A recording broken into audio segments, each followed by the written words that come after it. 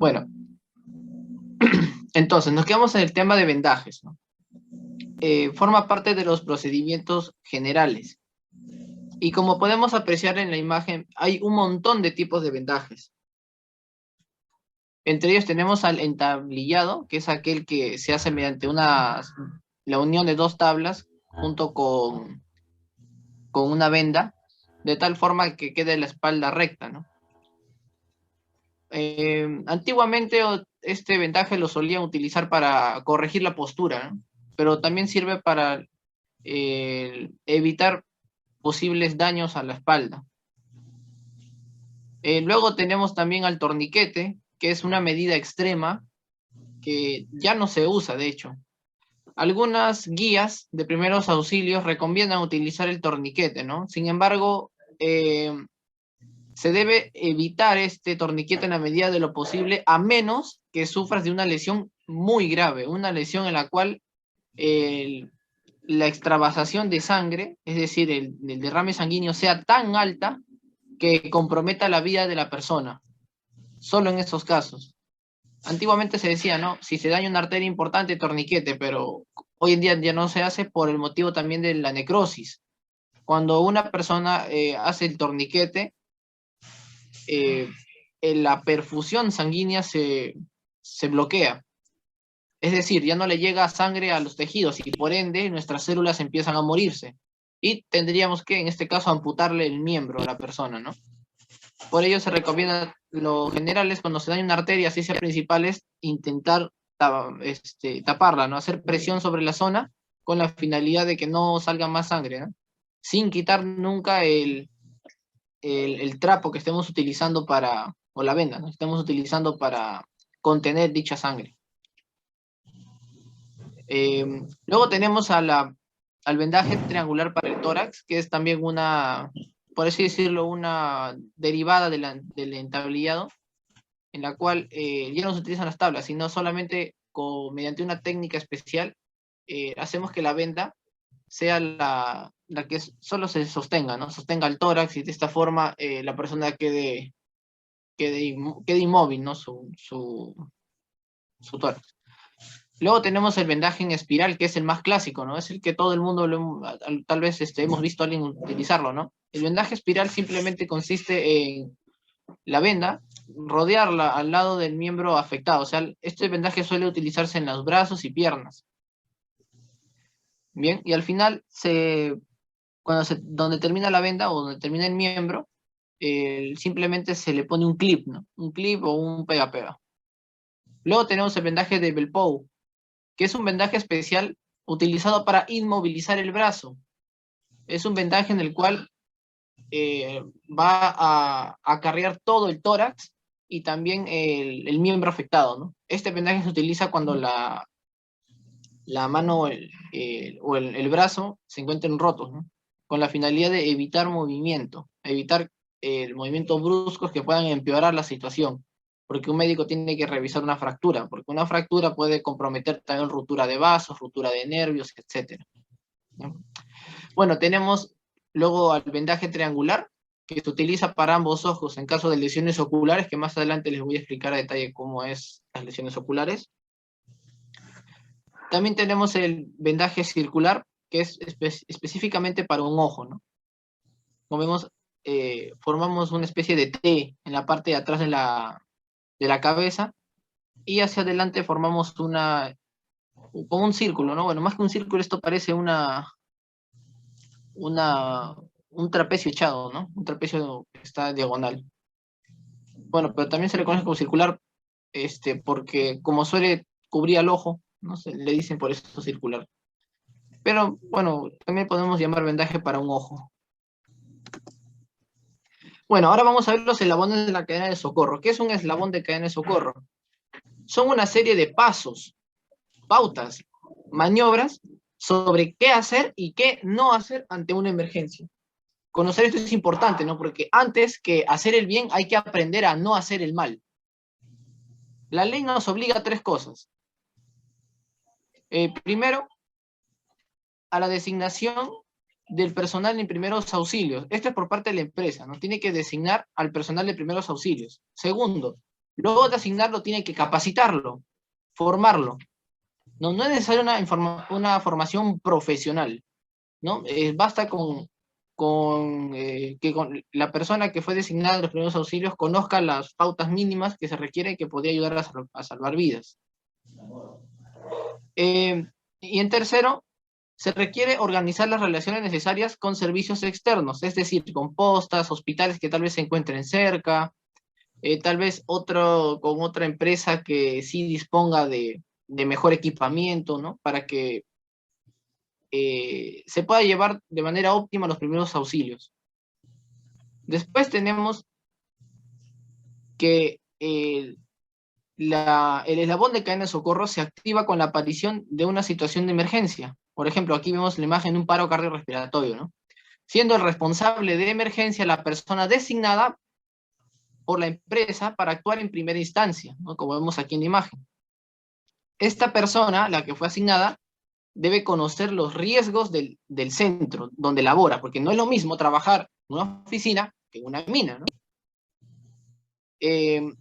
Debe conocer también las medidas de emergencia y los recursos disponibles, o sea, el botiquín, qué elementos hay qué podríamos utilizar a nuestro alrededor tal vez para cubrir en caso de hemorragia, etcétera, ¿no?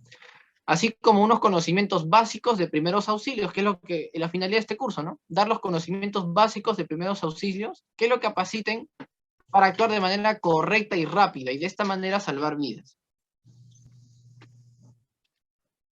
Ahora, ¿cómo evaluamos a un accidentado?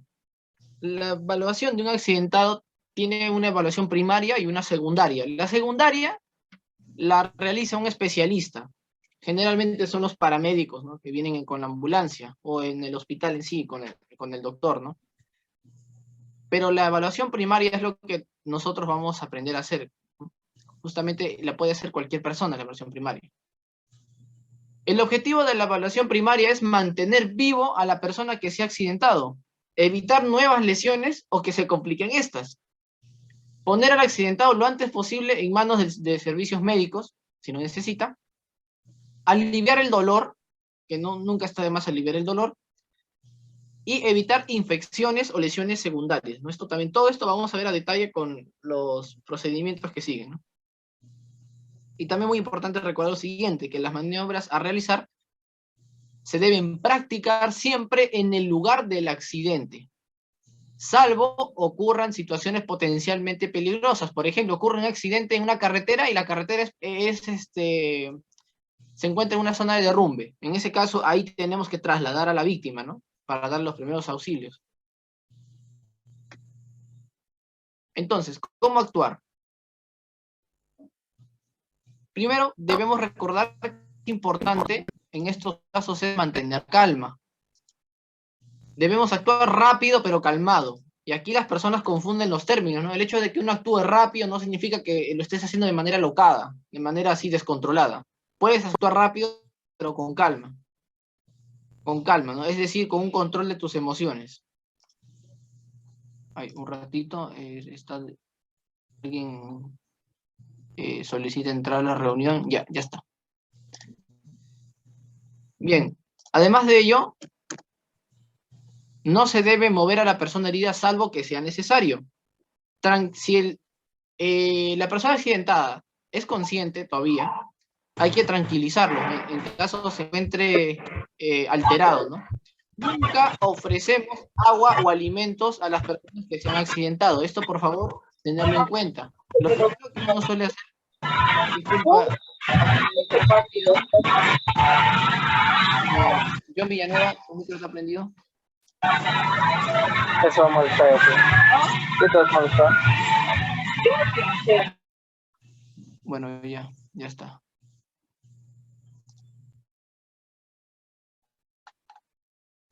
Ya, ahora sí. Disculpen la interrupción. Bueno, jamás se le debe ofrecer agua o alimentos a una persona que se ha accidentado. Eso es lo primero. Muchas personas cometen ese error, ¿no? Solamente se debe hacer lo imprescindible. ¿A qué me refiero con imprescindible? Lo que sea absolutamente necesario. Bien, para cumplir los objetivos anteriores mencionados. Si no se sabe hacer algo, es mejor abstenerse. por el principio que les mencioné antes. No solamente las personas encargadas de los primeros auxilios tienen que respetar este principio, sino todos en general, incluyendo los médicos, de no hacer el daño. No hacer el daño es mejor hacer el bien, ¿no? Esa es por una cuestión ética. No hacer daño es mejor que hacer el bien. Así que si no sabes qué hacer o no recuerdas en ese momento qué hacer, es mejor abstenerse, no improvisar, ¿no? Porque puede derivar en la muerte de esa persona. Y siempre cuidando la autoprotección, es decir, que uno mismo se proteja, por ejemplo, usando guantes para evitar una infección o propagar nosotros la infección, usar protectores, etcétera, ¿no? Dependiendo de qué tipo de accidente haya tenido la persona y dependiendo de qué instrumento necesitemos en ese momento. Para evaluar al accidentado, entonces, tenemos aquí la evaluación primaria y la secundaria. En la primaria nosotros evaluamos la conciencia y la respiración. Si la persona está consciente o respira, sí o no, esa es la evaluación primaria. Es sencilla.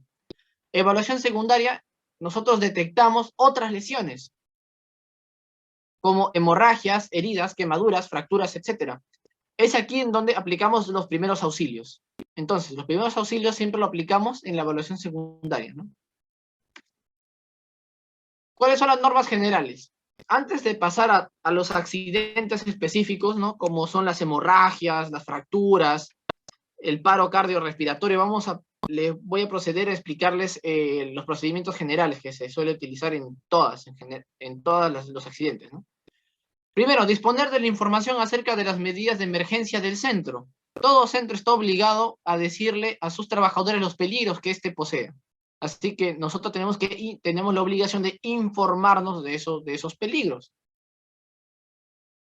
Segundo, ante cualquier accidentado se debe actuar rápidamente, pero con calma siempre. Recuerden este detalle, siempre con calma, porque alterarnos no va a hacer que esa persona se salve. Todo lo contrario, podríamos empeorar la situación. Tercero, saber imponerse. ¿A qué me refiero con saber imponerse? Es decir, una persona debe ser capaz de dar a conocer al resto que sabe qué hacer, sabe cómo actuar y por lo tanto confía en ella. A eso se refiere con saber imponerse. Cuarto, evitar aglomeraciones. Muchas personas a veces por curiosas o como le decimos aquí en el Perú, por zapas, vienen y estorban básicamente. Por eso no sé si habrán visto en películas cuando alguien se accidenta, lo primero que hace uno que se acerca a dar los primeros auxilios es decir, apártense, no aglomeren, porque pueden distraer a las personas que está haciendo los primeros auxilios. Bien, en esa situación crítica a uno se le olvida qué hacer, es muy común si no se tiene la experiencia. Por eso, se evitan las aglomeraciones.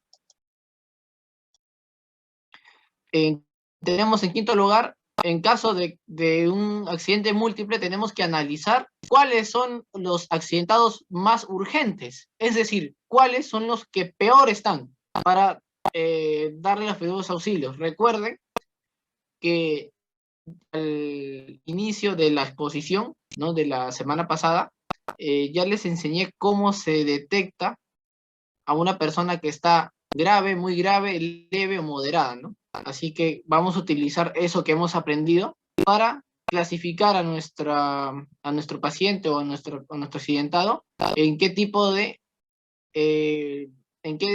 situación se encuentra, ¿no? Si es muy grave, leve o no hay prioridad, ¿no? ¿Se acuerdan, no? Prioridad temporal, prioridad, prioridad inmediata, prioridad medianamente inmediata, prioridad última, etcétera, ¿no? La prioridad última, recuerden, son las personas que han muerto.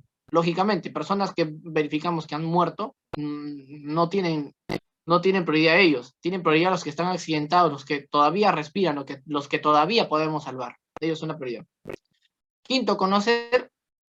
Sexto, conocer el emplazamiento de interrupciones de corriente eléctrica, extintores de incendios y en general todo tipo de material de salvamiento, ¿no? Esto, como les dije, tiene relación con el punto anterior de conocer el lugar donde uno trabaja, ¿no? Luego también tenemos manejar al herido con precaución, tranquilizarlo, si es necesario abrazarlo. Hay personas que por la ansiedad un abrazo los calma. no, no todos, pero bueno, podríamos intentarlo, si conocemos a la persona mejor todavía, aflojando vestidos, corbatas y cualquier prenda que pueda oprimir el paso de aire por la tráquea. Bien, ese es un punto importante. Luego no debemos mover a la persona, herida, salvo que sea imprescindible, ¿no? Como les dije, en caso nos encontremos en una zona peligrosa, en caso de estemos en un terremoto y, bueno, estemos al costado de un cerro, por ejemplo, ¿no? O estemos por ejemplo, en el caso de aquí en Perú, la Costa Verde, y hay un terremoto, no vamos a poner a auxiliar a alguien justo al costado de todo ese barranco, ¿no? Que se nos viene encima. Así que se debe considerar todos esos puntos. O nos cabe una piedra, ¿no?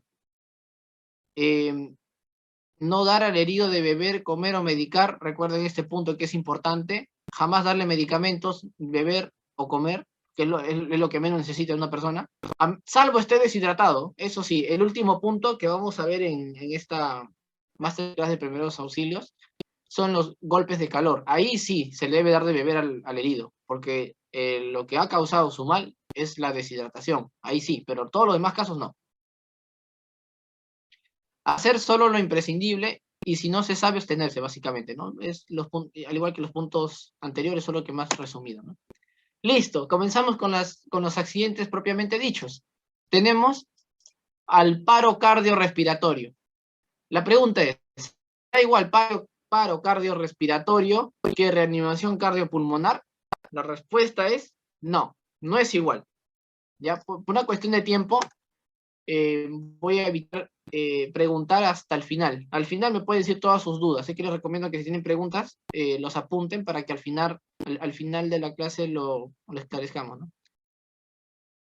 Ya que hay bastantes diapositivas que hay que hacer hoy día. Bueno, para hacer simplificada la cuestión, la reanimación cardiopulmonar es un conjunto de pasos, conjunto de maniobras que vamos a realizar de manera secuencial con la finalidad de tratar el paro cardiorrespiratorio, que es la patología en sí. ¿Y qué es el paro cardiorrespiratorio? Es una afección en la cual la persona deja de respirar y su corazón deja de latir. Eso es el paro cardiorrespiratorio. Entonces, nosotros ante un paro cardiorrespiratorio vamos a realizar la reanimación cardiopulmonar, o por sus siglas, RCP, el famoso RCP. Bien, ¿cuál es el objetivo del RCP? Entonces es sustituir la falta de respiración ejecutando la ventilación artificial boca a boca, ¿no? Lo que conocemos como respiración boca a boca, que es que se llama técnicamente como ventilación artificial. Y la falta de latido cardíaco mediante los masajes cardíacos, como vamos a ver a continuación. ¿Qué hacer ante una parada cardiorrespiratoria? Primero tenemos que valorar el nivel de conciencia. Si vemos que la persona está consciente, procedemos con la atención primaria que les he explicado, ¿no? Si la persona está inconsciente, entonces tenemos que llamar a la emergencia inmediatamente y abrir la vía aérea y valorar la respiración, si respira o no. ¿Cómo abrimos la vía aérea? Mediante la maniobra de frente-mentón, en la cual nosotros con una mano extendemos el cuello y con la otra abrimos la boca, ¿no? De esta forma garantizamos que la vía aérea no tenga ninguna obstrucción, ya que la lengua puede a veces tirarse para atrás y obstruir el paso de aire. Por ello es que se hace esta maniobra, para que la lengua caiga hacia la base del suelo de la boca, ¿no? Y bueno, básicamente se queda ahí la lengua, ¿no? No obstruye el paso de aire por la tráquea. Bien. Ahora, tenemos la reanimación. Bueno, otra de las medidas que hay que seguir es mirar dentro de la boca. ¿Para qué? Para ver si la persona no tiene algún alimento, ¿no? Un alimento o algo que pueda obstruir el paso de aire o se pueda atragantar. Luego tenemos que sentir y escuchar la respiración del paciente. Para ello, tenemos que acercarnos hacia la boca del paciente y tenemos que mirar hacia el tórax. Miramos hacia el tórax y ahí tratamos de escuchar su respiración, ¿no? Y de mirar si el pecho se eleva o no. Si se eleva y respira, tranquilos, no es algo tan grave. Pero si no, entonces es algo gravísimo. Hay que proceder con el RCP. Bien, entonces todas estas son las pautas que debemos hacer antes del RCP. Y recuerden, no debe emplearse más de 10 segundos en revisar la respiración. ¿Por qué? Porque cada segundo cuenta. Por un segundo o dos, la persona puede fallecer. Entonces nosotros podemos salvar la vida si actuamos rápido. Por eso es que esta maniobra de observación de la respiración debe ser rápida. Bueno, continuando con el RCP, les mencionaba, ¿no? Que requiere de pasos previos que ya les he explicado, y ahora sigue el RCP en sí, en la cual nosotros vamos a ubicar el esternón, específicamente la línea que pasa entre la mitad del esternón y ambas areolas, ¿bien? Una línea que pasa entre ambas areolas y el esternón, justo el punto medio del esternón, ahí nosotros vamos a colocar una mano encima de la otra, la mano que está encima de la otra va a cerrarse, mientras que la mano que está abajo va a abrirse. Y vamos a realizar compresiones pectorales, ¿bien? Ahora, una pregunta que suelen hacer, ¿no? ¿Se debe buscar el pulso? ¿Sí o no? La respuesta es no. Antiguamente, ¿no? Se decía que hay que buscar el pulso para ver si la persona tiene todavía, su corazón todavía está latiendo, porque el pulso es una manifestación del latido cardíaco, así que si se detecta el pulso porque su corazón está latiendo. Bueno, eso era antes. Hoy en día ya no se hace eso. Las guías actuales nos dicen que no debemos hacer esto por una cuestión de ahorrar tiempo. Nosotros debemos ahorrar tiempo para que intentar salvar la vida de esa persona. No hay que perder el tiempo buscando el pulso. Bien, porque como ya se ha demostrado, nosotros si realizamos el masaje cardíaco podríamos llegar a salvar la vida de una persona. Cada segundo cuenta. Entonces no buscamos pulso en el paro cardiorrespiratorio. Ya no se hace eso. Bueno, el RCP tiene dos etapas. La primera es la respiración artificial boca a boca, ¿no? En la cual nosotros pinzamos la nariz con los dedos y realizamos la ventilación boca a boca, ¿no? Inspiramos y luego expiramos en la boca de la persona que se ha desmayado. Después retiramos la boca de la víctima y comprobamos que el pecho desciende, el pecho baja. Si el pecho baja, entonces felicitaciones, hemos hecho bien el primer paso, porque el aire, eso significa que el aire ha ingresado, ¿no? Segundo es el masaje cardíaco, en el cual nosotros vamos a colocar una mano encima de la otra, la primera mano extendida y la segunda en puño, así cerrado, y vamos a realizar masajes cardíacos. Vamos a situar el talón de la mano, es decir, la parte baja de la mano, en el centro del pecho, en la línea donde ya les expliqué, y colocamos verticalmente nuestros brazos. Por favor, esto es algo que muchas personas no se acuerdan. Los brazos tienen que estar orientados verticalmente. No vale hacer los masajes con los brazos horizontales. Eso está mal. Se debe hacer verticalmente, como vemos aquí en la imagen, verticalmente, y haciendo caer todo nuestro peso encima del pecho para luego retirarlo. Bien, por eso es que se utilizan los brazos de manera vertical, para que todo el peso caiga.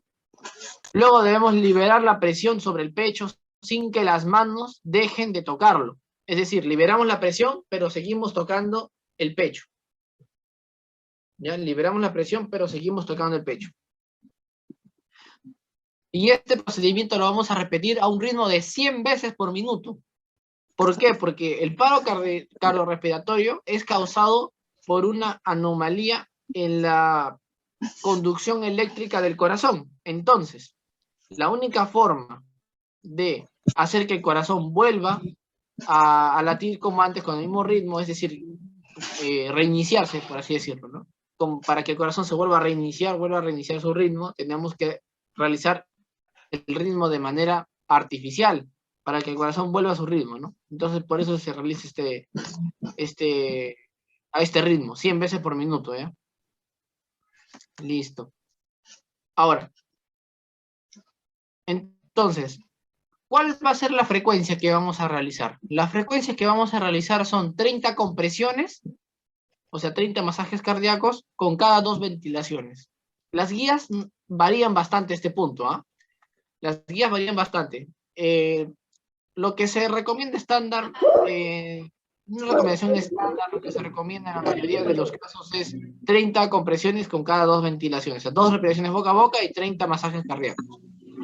La pregunta es, si se recupera, ¿qué procede? Si se recupera, procedemos a colocar al paciente en decúbito lateral, es decir, en la posición de emergencia, de costado, con la pierna extendida, obviamente extendida, y un brazo encima de su cabeza, y el otro brazo extendido, hasta que llegue la emergencia, los servicios de emergencia y se lo lleven, ¿no? A ver, hay un micro prendido por ahí, disculpen. A ver, un ratito voy a mutear los micros. Ya está, listo. Bueno, entonces, eso es lo que procedemos a hacer para que la persona espere los servicios de emergencia, ¿no? Una vez que se recupere. ¿Y qué pasa si no se recupera? Si no se recupera, lamentablemente, la probabilidad de que fallezca es muy alta, muy, muy alta. De 100 se salva una. Así que, de todas formas, se tiene que seguir haciendo la reanimación cardiopulmonar hasta que llegue el servicio de emergencia, porque uno nunca sabe, ¿no? Uno nunca sabe, así que hay que seguir intentándolo. Entonces, como resumen, vemos, primero, era revisar el estado de conciencia de la persona, ¿no? Si no está consciente, tenemos que abrir la vía aérea. Abrir la vía aérea para maniobra frente mentón, seguido de revisar la respiración. Después de revisar la respiración, si no respira, pasamos al masaje cardíaco, ¿no? Masaje cardíaco en el cual consiste en colocar nuestro brazo de manera vertical para que todo el peso caiga encima del esternón, sin retirar las manos del esternón, realizar 30 compresiones, ya 30 compresiones por minuto. Y, perdón, 30 compresiones por cada 2 ventilaciones, a un ritmo de 100 veces por minuto, o sea, rápido, fuerte y rápido. ¿Bien? Entonces, realizamos aproximadamente, después de 30 compresiones, 2 ventilaciones, 2 repeticiones boca a boca. Y bueno, realizar este procedimiento hasta que llegue el servicio de emergencia. Ahora, va a llegar un momento en el cual la persona se canse, ¿no? Porque esto no es sencillo, esto cansa, en especial si una persona no suele hacer ejercicio continuamente. Se va a cansar rápido. Entonces, otra persona debería estar ahí para suplantarlo, ¿no? Ayudarlo. Y se turnen. Uno se cansa, luego otro lo hace, ¿no? Y así. Ojo, si son 2 personas, se recomienda que uno haga la respiración boca a boca, mientras que el otro se encargue de hacer el masaje cardíaco. ¿Ya? Uno que haga respiración boca a boca y el otro el masaje cardíaco. Y luego se turnen, ¿no? Si es que uno se cansa, porque lógicamente hacer la compresión cansa. Entonces, vamos a ver un video en el cual resume todo lo que les he explicado. Ya, a ver, vamos a verlo.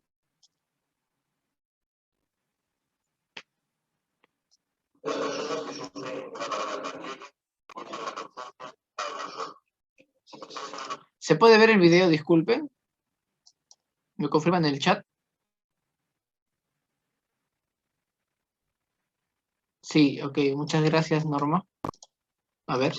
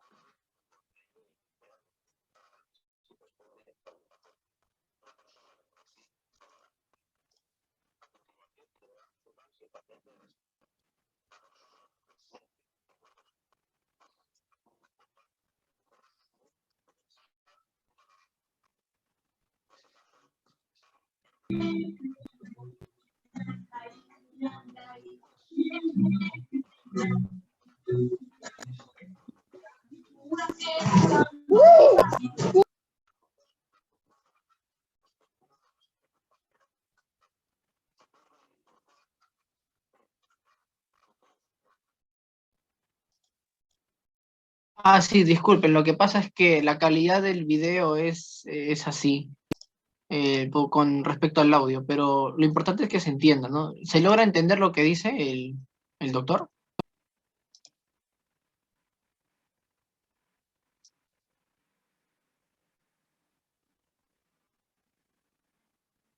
¿No? No se logra ver. Bueno, entonces no se preocupen, yo les voy a explicar en todo caso. Yo les voy a explicar en todo caso lo que hay que hacer, ¿ya?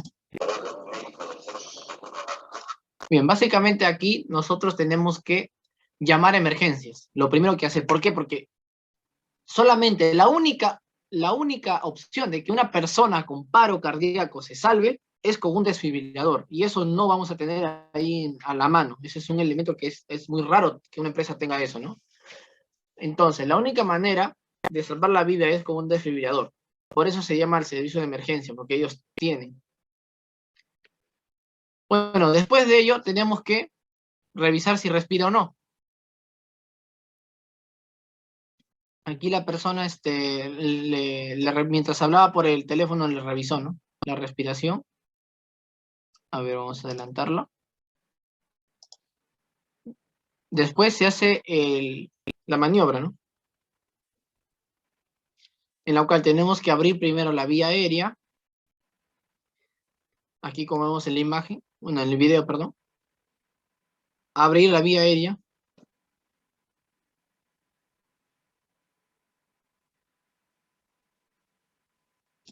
Bueno, este es un muñeco, ¿no? Pero en el caso de que fuera una persona real, tenemos que permeabilizar la vía aérea superior, es decir, realizar la maniobra frente mentón, llevar la cabeza hacia atrás, extender el cuello y abrir la boca, ¿no?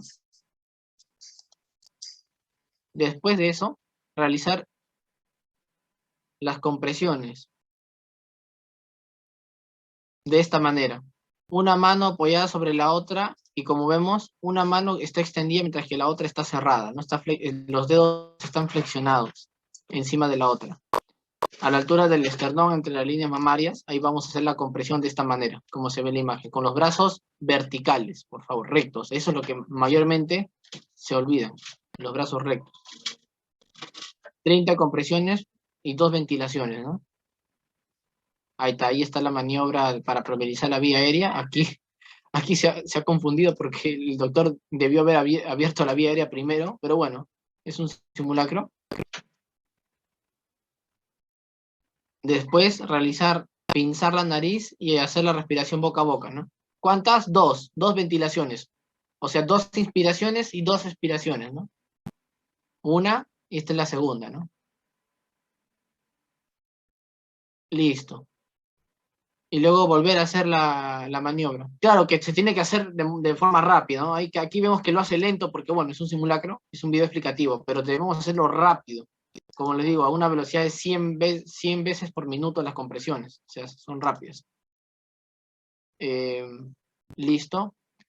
Entonces, pasamos al siguiente porque tenemos bastante de qué hablar. Ay, qué raro, no se ve. Un ratito, disculpen. Ya está. Ya está.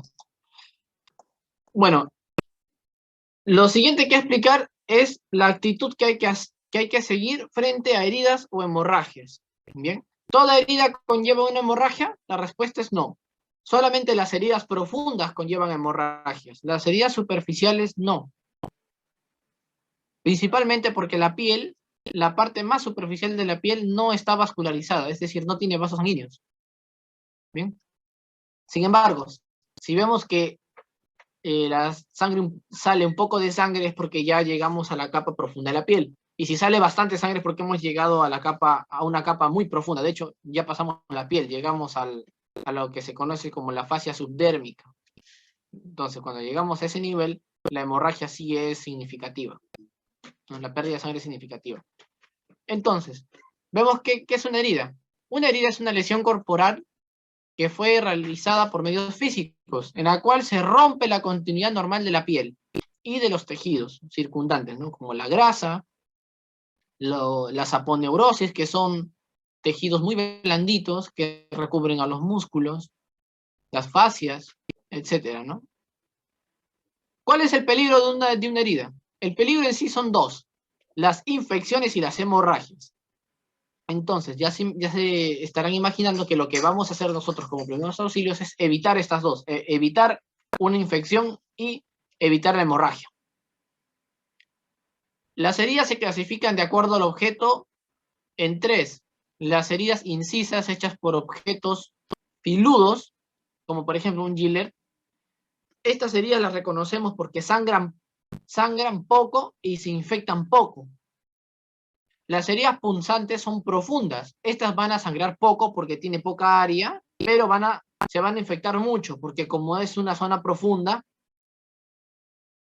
el mecanismo de defensa que nosotros tenemos no es tan alto. De hecho, les cuento como curiosidad, que en la piel la respuesta inmunológica es mucho más rápida que en una zona profunda, como por ejemplo la grasa o los músculos. La respuesta inmunológica es más lenta. Bien, para bacterias, lógicamente, para bacterias, ¿no?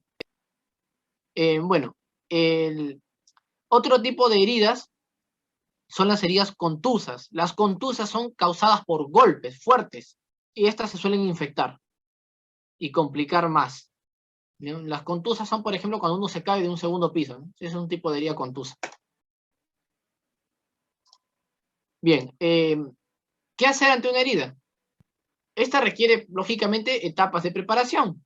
Primero debemos preparar gasas, antisépticos, tiritas, guantes, desinfectar las pinzas y tijeras si es necesario. Esta es una etapa de preparación, es decir, esto es antes del tratamiento de la herida en sí. Tenemos que lavarnos bien las manos con agua y jabón, importantísimo siempre, hacer esto no con alcohol. Seguramente por esto de la pandemia, del COVID, habrán escuchado, ¿no?, que una persona se debe desinfectar con alcohol y el agua y jabón ya no es necesario, ¿no? Por ahí seguramente no faltará alguien desinformado que dé esa información, ¿no? Sin embargo, no es así. Ya se han realizado estudios mundiales y se llegó a una conclusión universal. El agua y jabón es mejor que el alcohol. Por favor, quiero que se graben esto para su vida. Es un consejo de vida. El agua y jabón es mejor que el alcohol. ¿Ya? La justificación hay de todo tipo. Hay desde bioquímica hasta justificación celular inmunológica. Pero el agua y jabón es mejor que el alcohol. ¿Ya? La razón principal, sí les puedo decir ahora, por una cuestión de tiempo. La razón principal es porque el agua fluye. Creo que con eso ya les dije todo. En cambio, con el alcohol no. Bueno, y si el jabón es uno que no tiene aromatizantes, mejor, ¿no? Uno que no huela rico, como se dice. Uno que sea jabón, ¿cómo se dice? Jabón sin olor, ¿no? Esos son mejores porque tiene menos químicos. Tercero, ponerse guantes desechables. Esto de los guantes desechables yo les recomiendo que se lo pongan cuando hay hemorragias o heridas graves, ahí sí. Heridas superficiales no tanto, porque incluso uno mismo se puede tratar su propia herida superficial, ¿no? Ahora sí, vamos con las etapas de la curación, ¿no? Primero tenemos que descubrir la herida, es decir, si algo le está tapando tenemos que quitarla, ¿no? Lavarla con abundante agua y jabón, limpiarla con gasas estériles, y si se observa, nunca con algodón, ¿eh? Porque las películas de algodón se pueden quedar atrapadas dentro de la piel y eso es peligroso. Por eso nunca con algodón, sino gasas, por favor, gasas, no algodón. Si se observan cuerpos extraños sueltos, hay que retirarlos, como piedritas, por ejemplo, alguien que se cae en una zona de construcción. Puede encontrarse piedritas, tenemos que retirarlos realizando un lavado a chorro con suero fisiológico para arrastrarlo, y o con ayuda de gasas estériles o pinzas, que es lo más común, ¿no? Y ojo, si están difíciles de quitárselo de la piel, si están incrustados, es decir, atrapados dentro de los tejidos, no hay que retirarlos, por favor. Esto con la finalidad de evitar que se rompan los músculos o un nervio o una arteria, porque uno, por el desconocimiento, como una persona común, ¿no? Que no sea médico o alguien que haya estudiado algo relacionado a la salud pura, no conoce bien la anatomía del cuerpo. De hecho, hay muchas enfermeras y técnicas que no conocen bien la anatomía a detalle, al 100%. Por ello, no se recomienda que los quiten. Esto ni siquiera los médicos generales saben. Muy pocos médicos generales conocen la anatomía a la perfección. Esto lo conocen, ¿saben quiénes? Los cirujanos especialistas en esa zona. Por eso existe el cirujano especialista de tórax, especialista de abdomen, especialista de mano, especialista de brazos, especialista de cabeza, etc. Ellos sí conocen la anatomía al revés y al derecho, incluso con todas las variantes. Por eso es que ellos nomás los retiran, porque como conocen dónde están las estructuras más importantes, realizan los procedimientos, ¿no?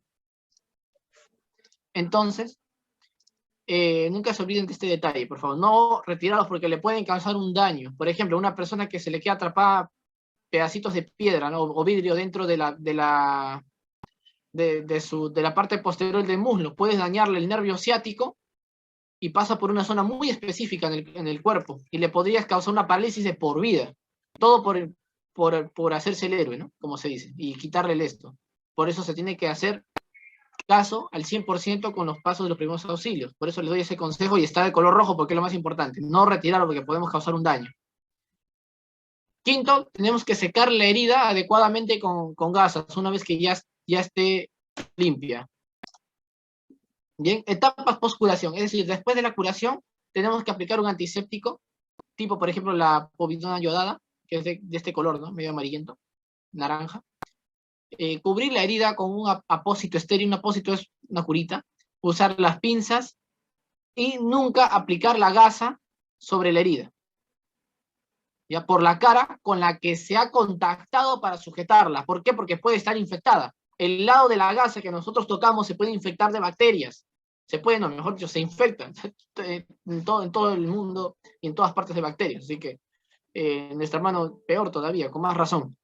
Por eso es que se debe de poner la gasa por el lado en el que está descubierto, por el lado limpio, como se dice, ¿no? El que no está siendo manipulado por nosotros. Bien. Tercero, vamos a fijar el apósito con esparadrapo o vendas, de ser necesario. Y si el apósito se empaña con sangre, colocar otro encima sin retirarle el primero. Es decir, vamos a colocar un apósito encima de otro con la finalidad de que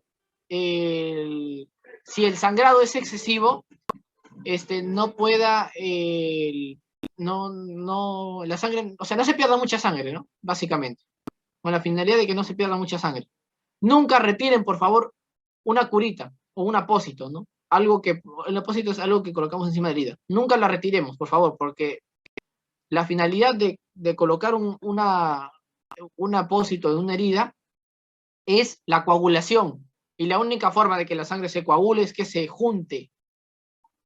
Bien, por ese tema, como para que se coagule la sangre tenemos que juntarla. Y la única forma de juntarla es colocando un trapo encima de otro, ¿no? Con la finalidad de que la coagulación se realice de manera óptima. Quinto, ante cualquier herida que no sea inminentemente superficial, trasladar a la herida a un centro asistencial siempre, porque podría requerir suturas, y la sutura lógicamente lo hace un especialista, un médico, o una enfermera. Siempre al finalizar, tras quitarse los guantes, es imprescindible nuevamente lavarse las manos, porque nunca sabremos el estado de los guantes, no sabemos si hay un huequito por ahí que puede infectar nuestra mano, por eso es que siempre hay que lavarse las manos después de usar guantes, no hay que confiarse. ¿Qué es lo que nunca debemos hacer ante una herida? Yo creo que esto es lo que todo el mundo debería saber, ¿eh? ¿Qué no hacer? ¿Qué nunca hacer para evitar el daño, ¿no? Porque más importante que hacer el bien es evitar el daño, recuerden ese dato, ¿no? Primero, manipular la herida, lógicamente, ¿no? Esto creo que es algo que casi todo el mundo sabe, ¿no? No hay que manipular la herida, a no ser que sea superficial, y ahí sí, nosotros para limpiarla más que nada, ahí sí hay que manipular para limpiarla, pero el caso contrario, no. Y claro, tomando en cuenta las medidas de precaución que les he explicado antes. Jamás limpien con algodón, esto por favor es algo importante, nunca con algodón porque las películas se pueden quedar atrapadas dentro de la piel, dentro de la sangre. Pañuelos o servilletas de papel, porque lo mismo, tiene películas que pueden quedarse atrapadas. Nunca utilizar alcohol o lejía, peor lejía, pues la lejía corroe la zona, corroe la piel y va a quemar más bien en los tejidos. Y alcohol tampoco. ¿Ya? Antes se decía, ¿no? En las guías antiguas nos decían que era bueno echarle alcohol a una herida. Hoy en día se sabe que no, que basta con agua y jabón. ¿Por qué ya no alcohol? Por el dolor. Si bien es cierto, la efectividad del alcohol y del agua y jabón es casi la misma, el agua y jabón sigue siendo superior, un poquito superior, ¿no? Pero no se le echa alcohol a la herida por un tema moral, por causarle dolor al paciente. Entonces, el agua y jabón no le causa dolor. Básicamente ese es el motivo por el cual nosotros ya no utilizamos alcohol, por el dolor. ¿Bien? Cuarto, emplear pomadas o polvos con antibióticos. Jamás hagamos esto, porque el único que receta antibióticos es el médico, ¿ya? Así que nunca hay que realizar eso. Porque no sabemos qué tipo de antibiótico sea, ¿no? Contra qué tipo de bacteria sea. Eso lo sabe el médico. Utilizar antisépticos colorantes, lógicamente, tampoco hay que utilizarlos. Extraer cuerpos extraños enclavados, ya lo mencioné. Cualquiera que sea su localización, por favor, cualquiera, porque como les dije, la única manera de saber si es seguro o no es sabiendo anatomía a la perfección. Y séptimo, manipularlas con las manos sucias o ponerlas en contacto con objetos, trapos, vendas sucios, ¿no? En un estado higiénico inadecuado. Lógicamente jamás vamos a ponernos a lavar heridas con objetos sucios, ¿no? Manos sucias. Así que por favor estos detalles nunca olvidarse. Luego tenemos la finalidad de evitar hemorragias. Hay que ejercer presión directa para detener el sangrado, colocando a posteriori, es decir, después del abordaje, un vendaje. Bien, la única forma de evitar hemorragias ante una herida es ejerciendo presión sobre la zona con un trapo. Bien. El torniquete es una medida extrema que no debe aplicarse por el riesgo de necrosis. Ya les he explicado antes, ¿no? El torniquete no se debe aplicar. Es peligroso. Salvo casos en donde la persona literalmente ha perdido un brazo, ha perdido una pierna y esté perdiendo mucha sangre y se va a morir. Ahí sí. ¿No? Ahí sí, porque, bueno, no le vamos a preguntar, ¿no? Oye, ¿quieres vivir o quieres vivir sin pierna o quieres morir? No le vamos a preguntar eso, simplemente le aplicamos el torniquete y ya, bueno. Creo que muy pocas personas preferirían morir, ¿no? Por eso se le hace el torniquete por una cuestión de salvarle la vida. Ahí sí, si es que pierde el miembro entero, pero si no pierde el miembro entero, si es una hemorragia grave, pero que no ves que todavía el miembro sigue íntegro, ahí sí no aplicamos el torniquete. Pues, ¿no? Ahí sí no aplicamos el torniquete. En caso de hemorragia masiva, que conlleve un peligro vital para el accidentado, se aplicará compresión sobre la arteria principal del cuerpo, ¿ya?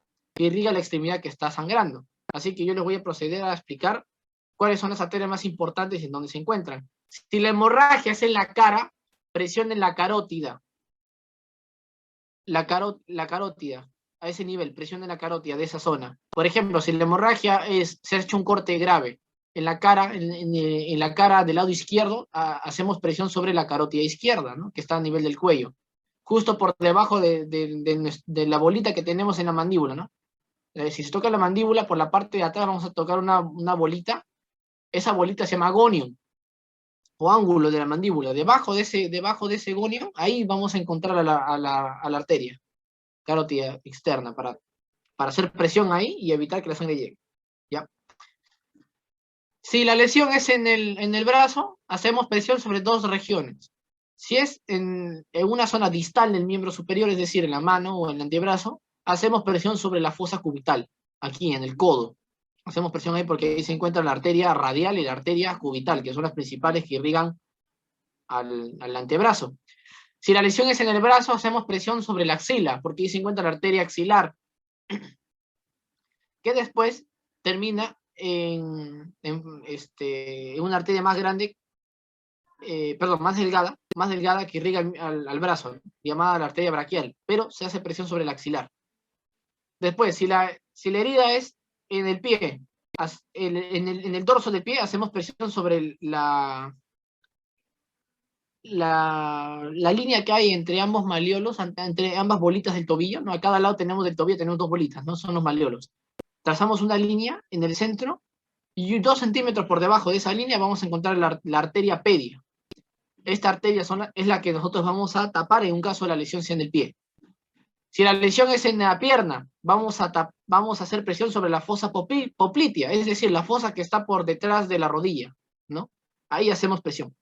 Y si la lesión es en el muslo, nosotros vamos a hacer presión sobre la arteria femoral, que se encuentra justo por la zona medial de la pierna, justo aquí, en la línea media de la pierna. Ahí hacemos presión. Bien, entonces estos son los puntos más importantes. Lógicamente hay más, pero como digo, para saber más puntos requiere conocer mejor la anatomía y bueno, lo dejamos ahí. Estos son los puntos más importantes que tenemos que conocer en general, ¿no? Tercero, la pérdida de volumen importante de sangre se suple con una transfusión sanguínea y lógicamente la transfusión sanguínea no la vamos a realizar en el trabajo, ¿no? Esto se hace en un hospital, por eso es importante llamar a la emergencia cuando es una hemorragia grave. Bien, ¿qué es una hemorragia?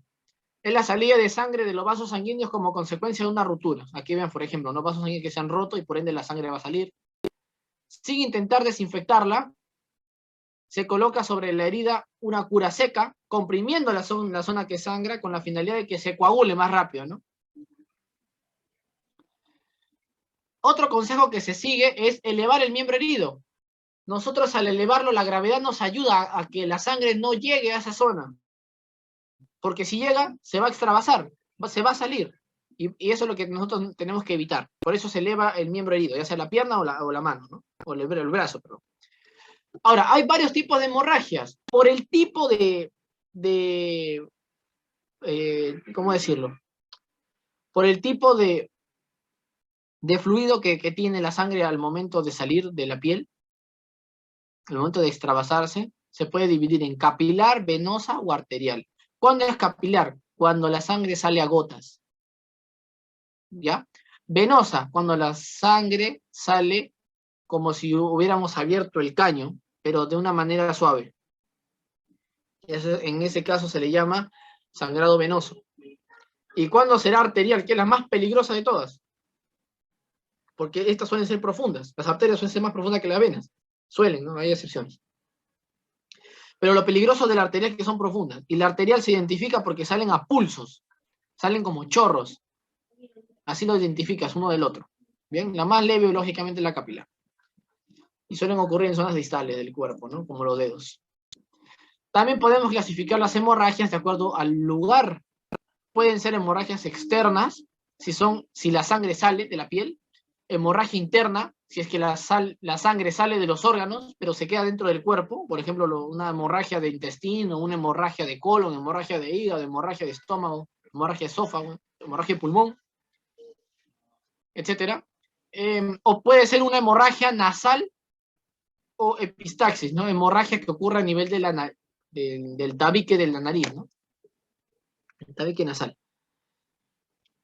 ¿Cómo se trata cada una de estas hemorragias? Para hemorragias externas, consiste en comprimir directamente la zona que sangra con gasas o pañuelos limpios, así como vemos en la imagen, mantener la presión unos 5 a 10 minutos, sin retirar nunca el pañuelo, siempre hay que hacer la presión, ¿ya? Siguiente. Si la hemorragia es en el brazo, tenemos que comprimir con la yema de los dedos sobre la arteria humeral, que se encuentra a este nivel, miren, en la zona medial del bíceps, ahí. Vamos a sentir un pulso y ahí comprimimos, para que evitar el sangrado excesivo y la sangre se coagule. Si la hemorragia es en la pierna, tenemos que comprimir con el talón de la mano sobre la arteria femoral. ¿Por qué talón? Porque esta zona suele ser rica en músculo, en músculos. En esta zona se encuentra un montón de músculos, más que en la zona del brazo, porque en el brazo solamente encontramos al bíceps y al tríceps, ¿no? Y entre ambos pasa la arteria braquial. Pero en la pierna no, en la pierna pasan un montón de músculos aquí, los aductores mayor, mediano, corto, el cuádriceps femoral, etcétera, el pectíneo, o sea, el sartorio, pasan un montón de músculos. Por eso es que aquí, la diferencia del brazo, aquí en un daño de pierna, cuando comprimimos la arteria femoral, se tiene que hacer con el talón de la mano, para ejercer más presión. En cambio, con el brazo basta hacerlo con la yema de los dedos, porque es una arteria descubierta, es una arteria libre. ¿Bien? Y lógicamente evitar los torniquetes, nunca se olviden de esto, evitar torniquetes en la medida de lo posible, a menos que el sangrado sea demasiado, ya sea ya una sangre que, bueno, haya sido a causa de que la persona ha perdido un miembro, ¿no? Hemorragias internas, lamentablemente no podemos hacer nada con las hemorragias internas. ¿Cómo se identifican las hemorragias internas? Porque son internas, pero la única forma de tratarlas es con cirugía. ¿Cómo se identifica la hemorragia interna? Se le ve a una persona pálida, que suda frío, sudoración fría, extremidades frías, labios azulados, pulso débil y acelerado, ya saben cómo tomar el pulso, ya les enseñé en la primera clase, acelerado, respiración superficial, ya les enseñé cuál es esa respiración. es aquella que no es profunda. Y acelerada, ¿no? O sea, rápido. Toma poco aire, básicamente. Respiración superficial es que toma poco aire y lo bota rápido. Lo único que podemos hacer es tumbar al accidentado con las piernas más altas que la cabeza, suficiente. Y llamar a emergencia y que se lo lleven. La hemorragia nasal o epistaxis. ¿Qué significa epistaxis? ¿No? Es lo mismo que hemorragia nasal, solo que es el nombre técnico. La hemorragia nasal se da a este nivel, de un plexo conocido como el plexo capilar nasal de Auerbach, ¿no? Tiene un nombre complejo.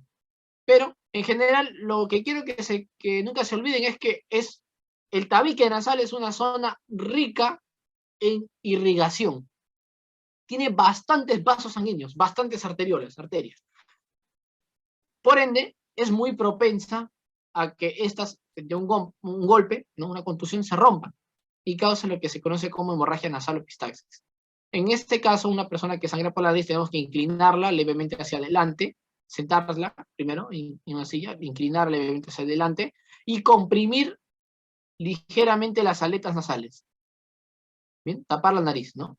Especialmente del lado de donde sangra, durante unos 10 minutos aproximadamente. Ahí tiene que parar. Si no para, si continúa, debe colocar una gasa o algodón empapado en agua oxigenada, con la finalidad de que no se quede en películas, ¿no? En la fosa nasal que sangra. Y aplicar frío local en el lado donde sangra. ¿Por qué el frío? Porque el frío desacelera el flujo sanguíneo. Por eso, el frío desacelera. Y si la hemorragia dura más de 30 minutos, ¿ya? El frío también constriñe los vasos sanguíneos. Si la hemorragia dura más de 30 minutos, esto ya es peligroso. Tienes que acudir al centro médico más cercano. Lo más probable es que requiera de un procedimiento conocido como no recuerdo ahorita el nombre. Bueno, es un procedimiento en el cual te meten por la nariz un tubito y te cierran una arteria que está aquí, esta arteria que está atrás, llamada la esfenopalatina, que es la principal que da irrigación al plexo capilar que ya les mencioné anteriormente. Entonces, hay un procedimiento, creo que se llamaba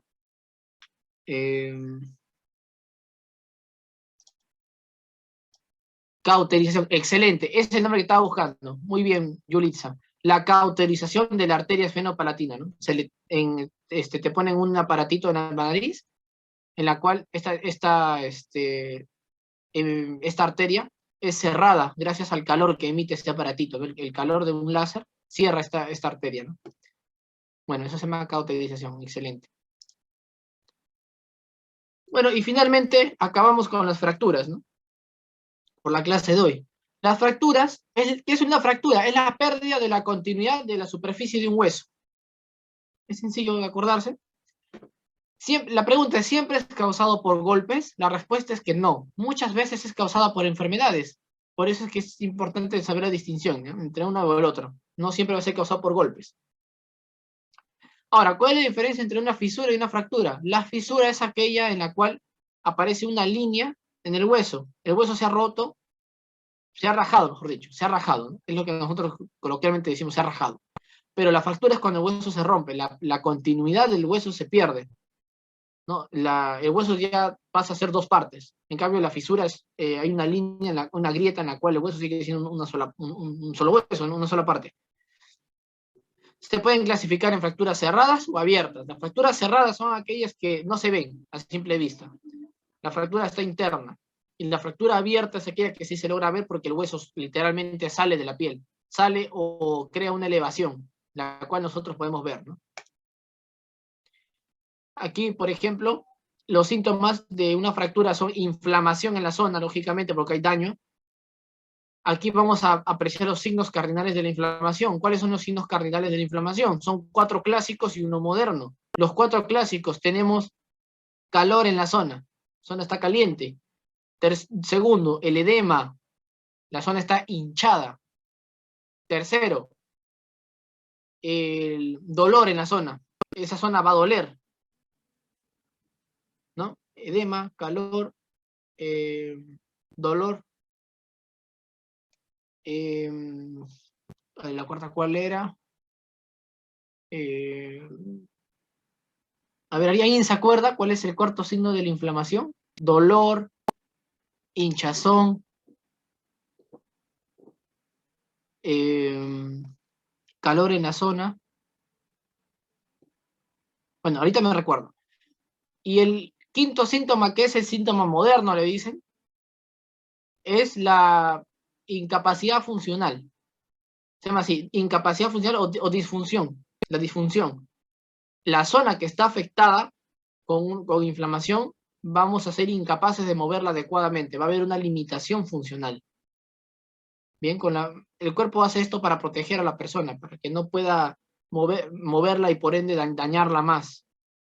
Bien, entonces básicamente con estos signos identificamos a la inflamación. Luego también tenemos la impotencia funcional, es decir, nosotros no vamos a poder mover el miembro, está lesionado. Deformación de la zona, ¿no? Aquí, por ejemplo, vemos la imagen, ¿no? Esto es una fractura de tipo abierta, ¿no? Porque podemos ver el hueso. Una fractura abierta de tibia, parece, ¿no? Bien, ¿qué más vemos por aquí?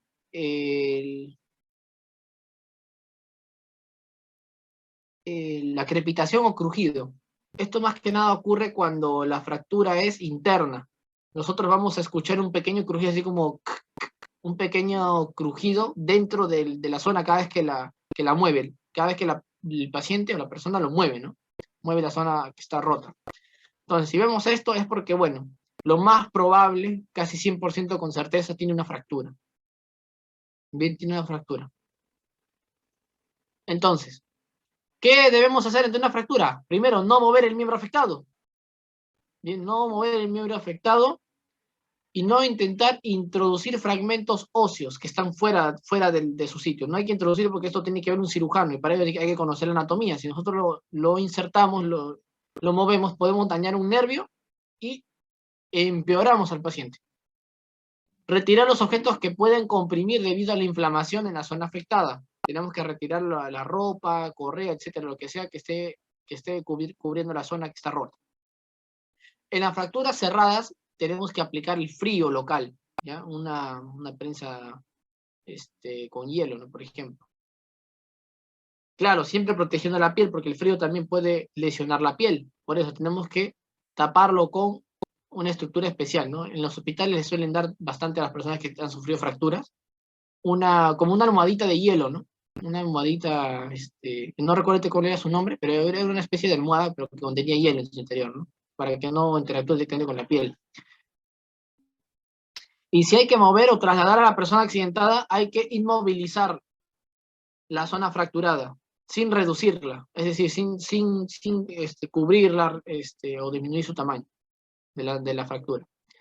No hay que realizar movimientos bruscos, todo siempre con cuidado, y si es una fractura abierta, como en este caso, que es una fractura de tibia, este hueso que está aquí es la tibia, si es una fractura abierta, cubrir la herida con apósitos estériles o limpios antes de inmovilizarlo. En caso se requiere movilizar, pero si es preferible no hay que moverlo.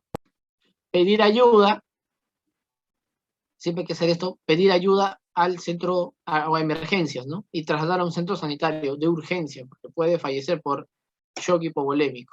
¿Bien? ¿Cómo movilizar un miembro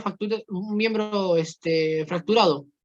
Se debe de inmovilizar con material rígido, como por ejemplo las férulas, ¿no? Que vemos aquí en la imagen, o bien con aquel material que una vez colocado haga la misma función que el rígido, que la férula rígida. Por ejemplo, los pañuelos triangulares, como vemos aquí.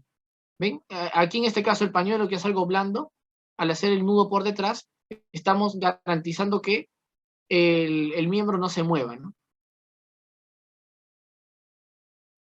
Después tenemos también las almohadillas con férulas que se puede improvisar con maderas y troncos, ¿no? Podemos crear una férula artificial, pero eso también requiere bastante práctica para poder actuar rápido. Inmovilizar una articulación por encima y otra por debajo del punto de fractura. Por ejemplo, si el antebrazo está fracturado, tenemos que inmovilizar la muñeca y el codo. Si el brazo está fracturado, tenemos que inmovilizar el hombro y el codo. Siempre se inmoviliza la articulación que está antes y después de la fractura. ¿Bien? Y en el caso de una fractura de antebrazo, tenemos que tapar desde la raíz de los dedos a la axila. Bien, en el caso de que la lesión sea delante, como vemos aquí en la imagen, ¿no? Una lesión de antebrazo, tenemos que tapar desde los dedos a la axila, con un codo flexionado 90 grados y una muñeca en extensión, es decir, con el brazo estirado, perdón, la mano estirada, la mano tirada para atrás, como se dice, ¿no? Extendida.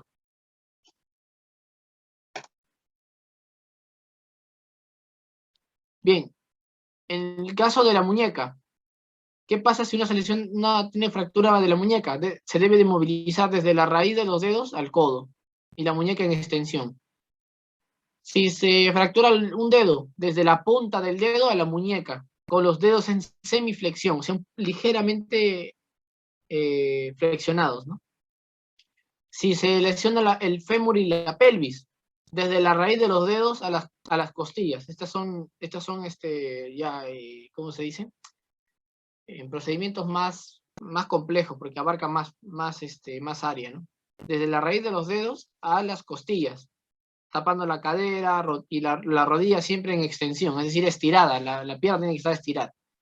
Bien, y el tobillo a 90 grados.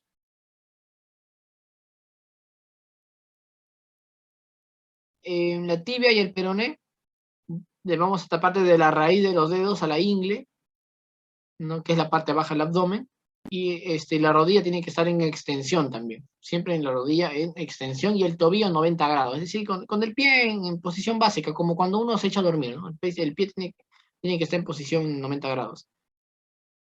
El tobillo y el pie, en caso de lesión del tobillo y el pie, se debe tapar desde la raíz, se debe de inmovilizar desde la raíz de los dedos a la rodilla, y el tobillo siempre en 90 grados.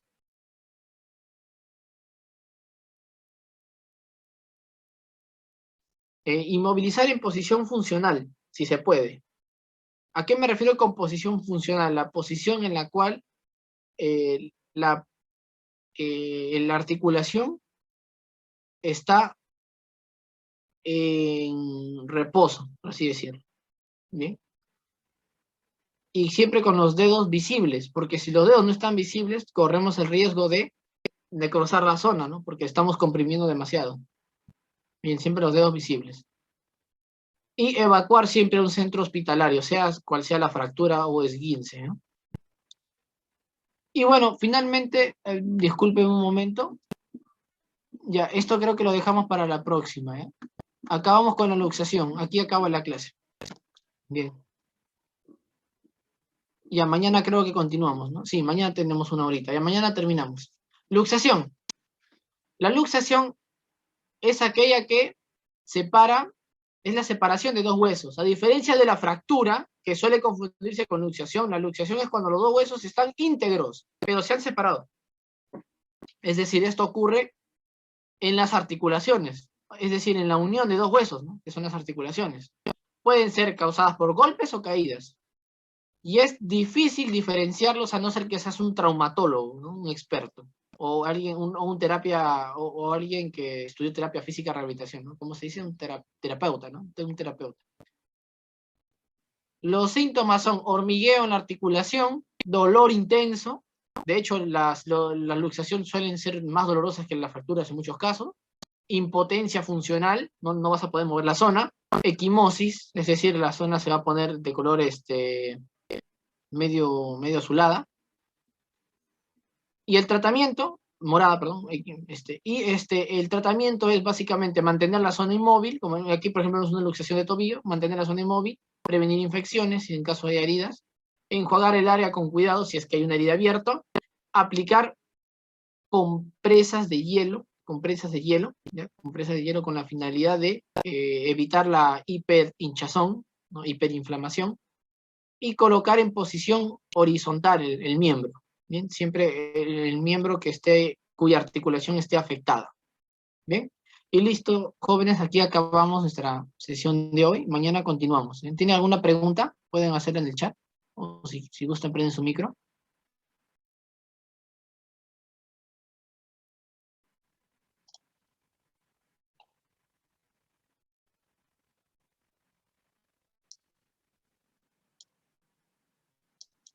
Bien, no hay ninguna, creo, todo claro. Bien. Sí, a ver, Selene Vázquez nos dice los esguinces.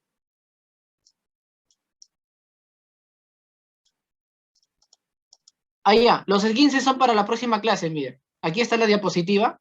Para la próxima clase explico qué es un esguince. Pero ya, para explicarlo así, para que no te quedes con la duda, ¿no? De manera superficial, el esguince es cuando se rompe un ligamento. Entonces, fractura es cuando se rompe el hueso. Luxación es cuando los dos huesos se separan, ¿no? Una articulación se daña y los dos huesos se separan. Y esguince es cuando se rompe un ligamento. ¿Y qué es un ligamento?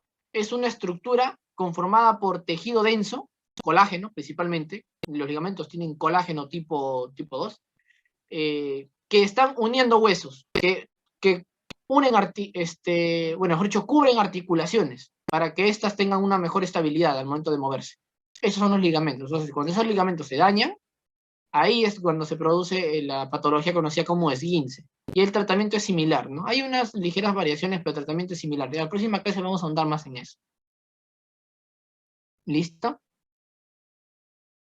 Bueno, ¿alguna otra pregunta? Si no, para terminar la grabación. Buenas noches. Una consulta. ¿Sí?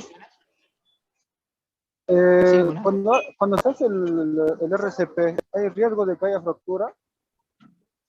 Buena pregunta.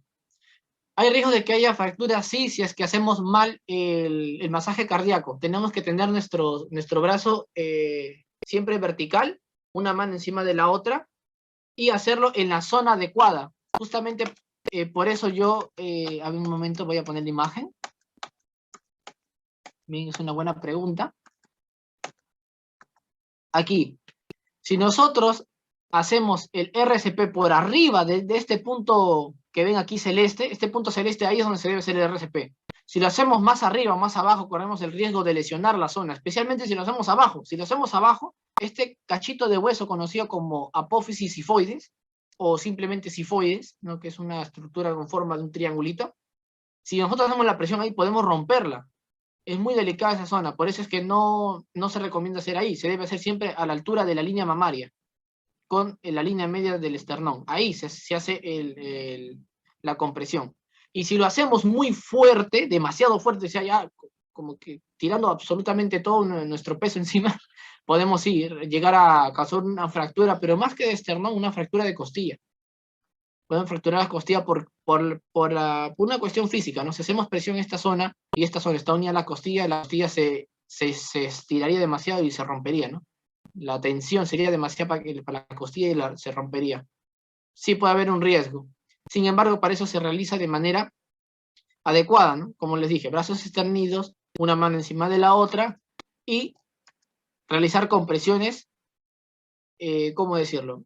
Sin elevar la mano, sin sacar la mano del pecho. Siempre con cada presión que hagamos, soltamos un poco, ¿no? Soltamos la presión. Hacemos presión y soltamos, hacemos presión y soltamos. No damos puñetazos y no damos golpes. Y tampoco nos lanzamos encima del paciente, ¿no? Colocando nuestras manos, sacándolas y colocándolas en el pecho, ¿no? Cada vez que hacemos la presión, eso no. Se hacen las presiones con las manos pegadas al pecho. Siempre pegadas al pecho, nunca hay que sacarlas. Bien, y de esa forma hacemos un correcto RCP y no corre riesgo de fractura. El riesgo muy mínimo, muy mínimo. Pero si se hace mal, sí. Esa sería la respuesta corta.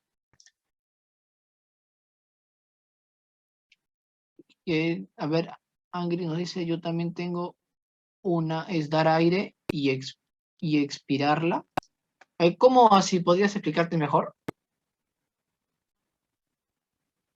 Se debe de realizar 30 compresiones con 2 ventilaciones.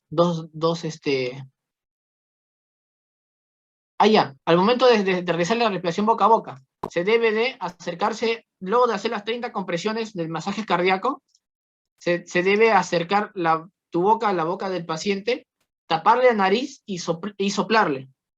Soplar todo lo que puedas, como si estuvieras inflando un globo. Soplarle, pero esta vez no es un globo, sino son los pulmones. Tienes que ver que los pulmones se inflen. Si ves que los pulmones se están inflando, felicitaciones, estás haciendo bien el RCP.